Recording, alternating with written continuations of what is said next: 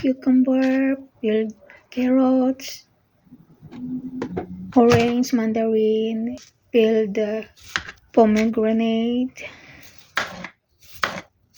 Ang ating mga sangkap sa ating fruits and vegetable platter arrangement. So, yung peeled cucumber, slice lang natin, followed by the carrots. Hatiin lang natin into half. And then, i-cut natin into triangle shape.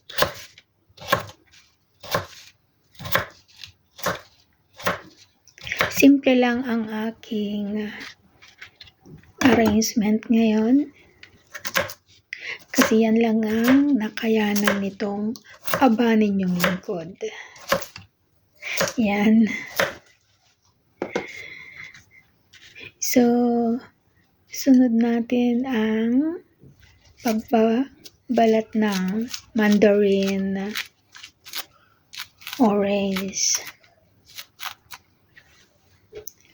Yan ang ide-decorate natin mamaya at the middle.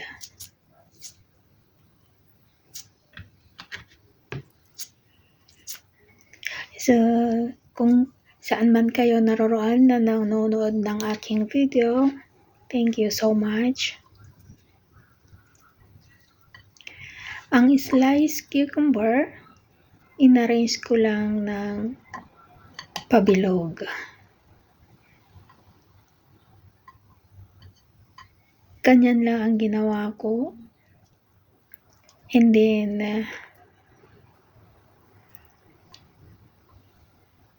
isusunod din natin yung triangle cut na carrots.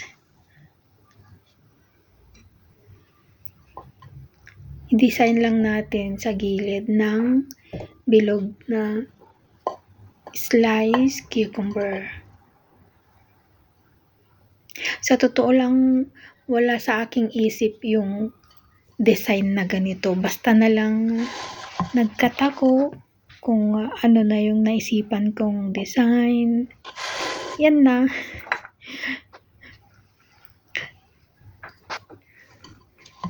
Like, walang plano.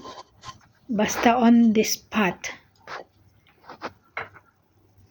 Basta kung ano na lang yung available na nasa loob ng refrigerator, yun na lang ang ilalabas ko at i-ready.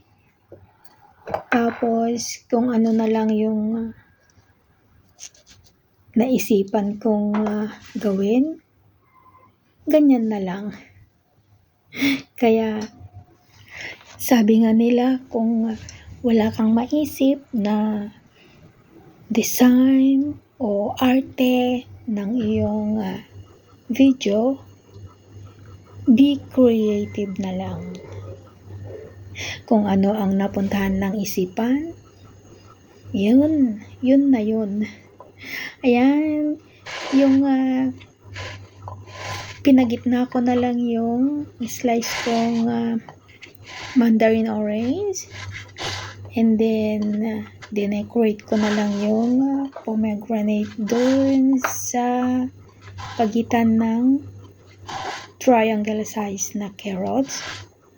And then, after that,